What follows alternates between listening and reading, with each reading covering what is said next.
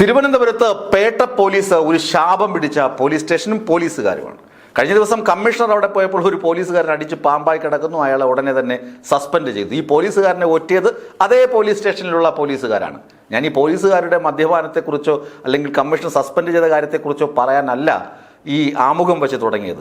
ഒരു ശാപം പിടിച്ച പോലീസ് സ്റ്റേഷനാണ് പേട്ട പോലീസ് സ്റ്റേഷൻ.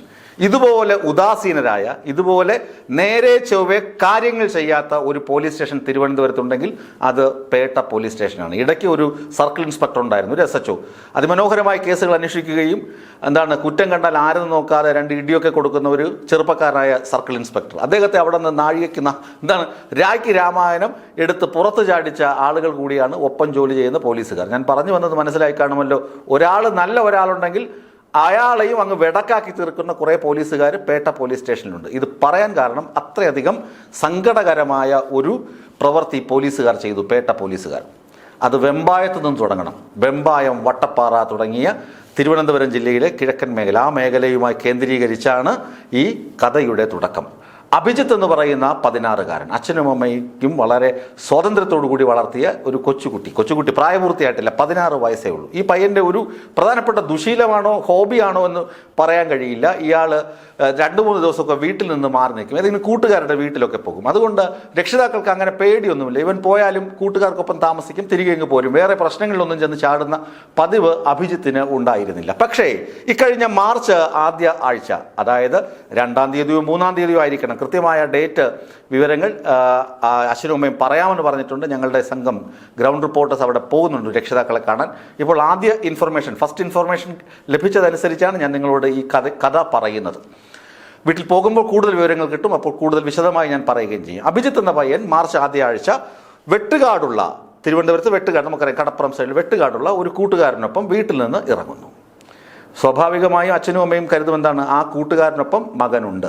ശരിയാണ്, 2 ദിവസം മകൻ അവിടെ താമസിച്ചു. ഈ താമസിക്കുന്ന സമയത്ത് കൂട്ടുകാർക്കൊപ്പം താമസിക്കുമ്പോഴും അഭിജിത്ത് എന്ന് പറയുന്ന ഈ 16-കാരൻ രക്ഷിതാക്കളെ ഫോണിൽ ബന്ധപ്പെടാറുണ്ട്. അച്ഛാ, അമ്മ, ഞാൻ ഇവിടെ ഉണ്ട്, ഞാൻ ഇവിടുത്തെ സുരക്ഷിതനാണ് എന്നൊക്കെ പറയും. അപ്പോൾ അവർക്ക് ആദി ഉണ്ടാകില്ല. മകൻ സേഫ് ആണല്ലോ, കുഴപ്പമില്ല, കൂട്ടുകാർക്കൊപ്പമാണല്ലോ, അല്ലെങ്കിൽ കൂട്ടുകാരുടെ വീട്ടിലാണല്ലോ എന്ന് കരുതി സമാധാനിക്കുമായിരുന്നു. പക്ഷേ അഭിജിത്ത് പോയതിന് ശേഷം ഫോൺ കോളുകൾ വന്നില്ല. മറ്റ് കാര്യങ്ങളൊന്നും ഒരു ഇടപെടലും നടത്തിയിട്ടില്ല. അങ്ങനെ കുറച്ച് ദിവസങ്ങൾ കഴിഞ്ഞു. ഇവനെക്കുറിച്ച് യാതൊരു വിവരവുമില്ല. അപ്പോൾ ഈ കൂട്ടുകാരെ വിളിക്കുമ്പോൾ കാണുന്നില്ല, വീട്ടിലോട്ട് പുറപ്പെട്ടു. അങ്ങനെ ഉടായിപ്പ് മറുപടികളാണ് ലഭിക്കുന്നത്. ഈ കൂട്ടുകാരെയൊക്കെ വിളിക്കുമ്പോൾ കൂട്ടുകാരുടെ വീട്ടിലെങ്ങും അഭിജിത്ത് ഇല്ല. അങ്ങനെ അവർ 17-ാം തീയതി വട്ടപ്പാറ പോലീസിൽ പരാതി കൊടുക്കുന്നു. മാർച്ച് 17-ന് വട്ടപ്പാറ പോലീസ് സ്റ്റേഷനിൽ അവർ പരാതി കൊടുക്കുന്നു. രക്ഷിതാക്കൾ മകനെ കാണാനില്ല. മാർച്ച് ആദ്യത്തെ ആഴ്ചയാണ് മകൻ വീട്ടിൽ നിന്ന് വെട്ടുകാടുള്ള കൂട്ടുകാരനൊപ്പം പോയത്. അതിനുശേഷം മാർച്ച് 17-നാണ് ഈ കേസ് കൊടുക്കുന്നത്. വട്ടപ്പാറ പോലീസ് മാൻ മിസ്സിങ്ങിന് കേസെടുത്ത് കുട്ടിയെ അന്വേഷിക്കാൻ തുടങ്ങി. സാധാരണ കുട്ടിയൊക്കെ കഷ്ടപ്പെട്ട് കഴിഞ്ഞാൽ പെട്ടെന്ന് കണ്ടെത്തുന്നതാണ്. പക്ഷേ ഇത്രയും ദിവസമായി ഇവൻ ഇനി തിരുവനന്തപുരം വിട്ടുപോയി കാണുമോ, ഇവനിങ്ങനെ കൂട്ടുകാരുടെ വീട്ടിൽ പോകുന്ന ശീലമുള്ളത് കൊണ്ടും യാത്ര ചെയ്യുന്ന ശീലമൊക്കെ ഉള്ളത് കൊണ്ട് അങ്ങനെ എന്തെങ്കിലും സംഭവിച്ചിട്ടുണ്ടോ എന്നൊക്കെ പോലീസ് അന്വേഷിച്ചു. ഇതിനിടയിൽ പോലീസുകാർ അല്ലെങ്കിൽ വേറൊരു സംഭവം നടന്നു. അതാണ് പേട്ട പോലീസ് സ്റ്റേഷൻ വരുന്നത്. ലൊക്കേഷൻ വെമ്പായത്ത് നിന്നും അല്ലെങ്കിൽ വട്ടപ്പാറയിൽ നിന്നും പേട്ടയിലേക്ക് വരുന്നു. പേട്ട പോലീസ് സ്റ്റേഷൻ പരിധിയിൽ ഒരു റെയിൽവേ ട്രാക്കിൽ മാർച്ച് 5-ാം തീയതി ഒരു ചെറുപ്പക്കാരൻ തീവണ്ടി തട്ടി മരിച്ച നിലയിൽ കാണുന്നു. ട്രെയിൻ ഇടിച്ച് മരിച്ചു. അത് ചെറുപ്പക്കാരനാണ്, പ്രായപൂർത്തി കൊച്ചുകുട്ടിയാണ്. പക്ഷെ തിരിച്ചറിയുന്നില്ല, മലയാളിയാണെന്ന് പോലും തിരിച്ചറിയാൻ പോലീസിന് കഴിയുന്നില്ല. പല സ്റ്റേഷനുകളിൽ നിന്നും ബന്ധപ്പെട്ടു പോലീസുകാർ. ഈ വട്ടപ്പാറ സ്റ്റേഷനിലും ഈ പരാതി ലഭിച്ചപ്പോൾ വട്ടപ്പാറ സ്റ്റേഷനിൽ നിന്നും പേട്ട പോലീസ് സ്റ്റേഷനിൽ ബന്ധപ്പെട്ടു. നിങ്ങളൊരു ബോഡി കണ്ടെത്തിയിരുന്നല്ലോ, അത് ഈ പയ്യൻ വല്ലതും ആണോ എന്നൊക്കെ ചോദിച്ചിരുന്നു. പക്ഷേ തിരിച്ചറിയാൻ കഴിഞ്ഞില്ല എന്നാണ് പേട്ട പോലീസ് പറയുന്നത്. തിരിച്ചറിയാൻ കഴിയുന്നില്ല എന്ന് പറഞ്ഞു. തിരിച്ചറിയാൻ വേണ്ടി ഇവർ അന്വേഷിച്ചോ എന്നിടത്താണ് നമ്മുടെ ചോദ്യം നിൽക്കുന്നത്. അങ്ങനെ ദിവസങ്ങൾ കഴിഞ്ഞു. ഏപ്രിൽ 5-ാം തീയതി ആയപ്പോൾ, അതായത് മാർച്ച് 5-ന് പോലീസിന്റെ ബന്ദോബസ്തിലാകുന്നു ഈ ബോഡി. മൃതദേഹം എത്തുന്നു, പോസ്റ്റ്മോർട്ടം കഴിയുന്നു. ട്രെയിൻ തട്ടി മരിച്ചതാണെന്നൊക്കെ പോസ്റ്റ്മോർട്ടം റിപ്പോർട്ട്. ആളെ തിരിച്ചറിയാൻ കഴിയുന്നില്ല. ഏപ്രിൽ 5 ആയപ്പോൾ പോലീസ് റിപ്പോർട്ട് കൊടുക്കുന്നു. ബോഡി ആളുകൾ ഏറ്റെടുക്കാൻ വന്നിട്ടില്ല. ചിലപ്പോൾ ഇതര സംസ്ഥാന തൊഴിലാളികളുടെ കുടുംബത്തിൽപ്പെട്ട ആരെങ്കിലും ആയിരിക്കാം, നമുക്ക് അറിയില്ല. സംസ്കരിക്കാൻ പെർമിഷൻ കൊടുക്കുന്നു. അങ്ങനെ അജ്ഞാത ബോഡി, മൃതദേഹം എന്ന രീതിയിൽ ഈ അഭിജിത്ത് എന്ന 16-കാരൻ്റെ മൃതദേഹം ആരോ ശാന്തികവാടത്തിലോ മറ്റോ സംസ്കരിച്ചു. ആലോചിച്ച് നോക്കുക. അപ്പോൾ വട്ടപ്പാറ പോലീസിന് മാൻ മിസ്സിങ്ങിൻ്റെ പരാതി കിട്ടിയല്ലോ. വട്ടപ്പാറ പോലീസ് ചുമ്മാതിരിക്കില്ല. ഈ 17-ാം തീയതി പരാതി കിട്ടി, എല്ലാ സ്റ്റേഷനുകളിലും ബന്ധപ്പെട്ടു. ഈ ട്രെയിൻ തട്ടി മരിച്ച പയ്യനെക്കുറിച്ചും പേട്ട പോലീസ് സ്റ്റേഷൻ അന്വേഷിച്ചിട്ടുണ്ട്. അവരിങ്ങനെ അന്വേഷണം തുടർന്നു. ആരുടെ കൂടെയാണ് പോയതെന്നൊക്കെ അന്വേഷിച്ച് വന്ന് വെട്ടുകാടുള്ള പയ്യനാണ്. എന്നിട്ട് അവൻ്റെ അഡ്രസ്സ് കണ്ടെത്തി അവനെ പിടിച്ചു. കഴിഞ്ഞ തിങ്കളാഴ്ച, അത് 2 ദിവസം ആവുന്നേ ഉള്ളൂ. ഇന്നലെ പൊക്കി പിടിച്ച് ചോദിച്ചു, എവിടെ അഭിജിത്ത് എവിടെ? അപ്പോൾ അവിടെയാണ് പെട്ടത്. അവൻ പറയുന്നു, അഭിജിത്തിനെ ഞാൻ ബസ് കയറ്റി വിട്ടു, വീട്ടിലോട്ട് വിട്ടു. 2 ദിവസം കഴിഞ്ഞപ്പോൾ തന്നെ ബസ് കയറ്റി വിട്ടു.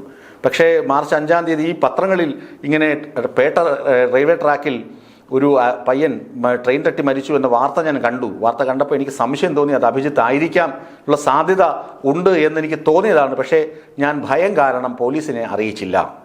അപ്പോൾ എന്തായിരിക്കും ഇവൻ്റെ ഭയം? ഇവനെന്താണ് ഭയം? ഇവൻ്റെ കൂട്ടുകാരനാണ് മരിച്ചതെന്ന് സംശയമുണ്ട് എന്നെങ്കിൽ പോലീസിനോട് പറയണ്ടേ?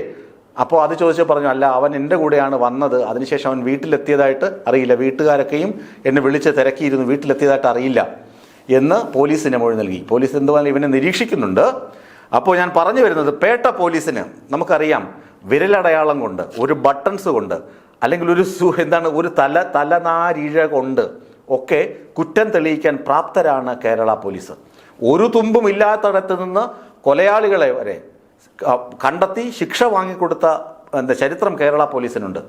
ഷർട്ടിൻ്റെ ലേബലിംഗ്, സ്റ്റിച്ചിങ് സെൻറ്ററിൻ്റെ ലേബലിംഗ്, ഇതൊക്കെ കണ്ടു മാത്രം ഈ സ്ഥലത്തുള്ള ആളാണ്, ഈ ഷർട്ട് തുന്നിയത് ആരാണ് എന്ന് കണ്ടെത്തി, അവിടെ പോയിട്ട് ഈ ഷർട്ട് ആർക്ക് വേണ്ടിയാണ് തുന്നിയതെന്ന് കണ്ടെത്തി ആളുകളെ കണ്ടെത്തിയ ചരിത്രം കേരള പോലീസിനുണ്ട്. പോട്ട് സ്റ്റീഫനെ പിടിച്ചത് എങ്ങനെയാണ്? ഒരു പരീക്ഷ പേപ്പർ, കമ്പിപ്പാര പൊതിഞ്ഞു കൊണ്ടുവന്ന പരീക്ഷ പേപ്പർ കിണറിലുണ്ടായിരുന്നു, ക്ഷേത്രക്കിണറ്റിൽ നിന്ന്. ആ പരീക്ഷ പേപ്പറിൽ പേര് കണ്ടിട്ട് ആ പേര് ഉള്ള കുട്ടിയെ കണ്ടെത്തി ആ കുട്ടി പരീക്ഷ പേപ്പറും പഴയ പുസ്തകങ്ങളും വിറ്റ് ആക്രിക്കടയിൽ പോയി.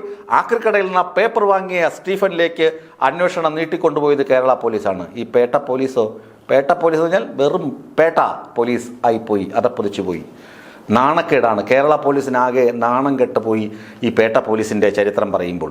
ഈ അഭിജിത്തിൻ്റെ അച്ഛനും അമ്മയ്ക്കും നഷ്ടപ്പെട്ടു. അവർ പറയുകയാണ്, പോലീസ് മറുപടി പറയണം. എന്തുകൊണ്ട് ആ ബോഡി ആരുടേതാണെന്ന് പോലീസ് കണ്ടെത്തിയില്ല? അതും പ്രായമുള്ള ആളൊന്നും അല്ലല്ലോ, ഒരു ചെറുപ്പക്കാരനല്ലേ.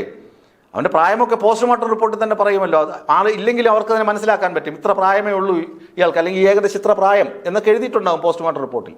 അത് പോലീസ് വൻ വീഴ്ചയായിപ്പോയി. പേട്ട പോലീസിൻ്റെ വൻ വീഴ്ച കാരണം ഒരു നാഥനുള്ള അച്ഛനും അമ്മയൊക്കെ ഉള്ളൊരു 16-കാരൻ അനാഥ ബോഡിയായി സംസ്കരിക്കപ്പെട്ടു. ആ മൃതദേഹത്തിന് കിട്ടേണ്ട ആദരവുകൾ ലഭിച്ചില്ല. പിന്നെ ഇതിനകത്തുള്ള സംശയങ്ങൾ, ഈ പയ്യൻ എവിടെയായിരുന്നു? മാർച്ച് ആദ്യത്തെ ആഴ്ച വീട്ടിൽ നിന്ന് ഇറങ്ങിയെന്ന് പറയുന്നു. കൂട്ടുകാരനൊപ്പം പോയി, അതിനുശേഷം വീട്ടിൽ മടങ്ങിയെത്തിയിട്ടില്ല. ഇത്ര ദിവസങ്ങൾ ഇവൻ എവിടെയായിരുന്നു? റെയിൽവേ ട്രാക്കിലൂടെ സഞ്ചരിക്കാനുള്ള സാഹചര്യം എന്തായിരുന്നു? ട്രെയിൻ തട്ടിയാണോ ഈ മരണം സംഭവിച്ചിരിക്കുന്നത്? ആരെങ്കിലും തള്ളിയിട്ടതാണോ ട്രെയിനിന് മുന്നേക്ക്? ഇങ്ങനെയൊക്കെയുള്ള കുറേ സംശയമുണ്ട്. അപായപ്പെടുത്തിയതാണോ? ജീവാപായം സംഭവിച്ചതാണോ? ഇങ്ങനെയൊക്കെയുള്ള കുറേയധികം സംശയങ്ങൾ വെമ്പായം അഭിജിത്ത് തിരോധാന കേസിലുണ്ട്. അതിനകത്ത് കൾപ്രിറ്റായിട്ട് രക്ഷിതാക്കൾ ആരോപിക്കുന്നത് പേട്ട പോലീസിൽ നിന്നുണ്ടായ വൻ വീഴ്ചയാണ്. ട്രെയിൻ തട്ടി മരിച്ചു എന്ന് പോസ്റ്റ്മോർട്ടം റിപ്പോർട്ടുണ്ടെങ്കിൽ അതിനകത്ത് മറ്റ് അപാകതകളൊന്നും ഇല്ല എന്ന് പോസ്റ്റ്മോർട്ടം റിപ്പോർട്ട് സ്ഥാപിച്ചാലും ആ മൃതദേഹം അത് ആരുടേതാണ്, അയാളുടെ ബന്ധുക്കൾ എവിടെയാണ്, അയാളുടെ സ്വദേശം എവിടെയാണ് എന്ന് അന്വേഷിക്കേണ്ട പ്രാഥമിക ഉത്തരവാദിത്വം പേട്ട പോലീസിനുണ്ടായിരുന്നു.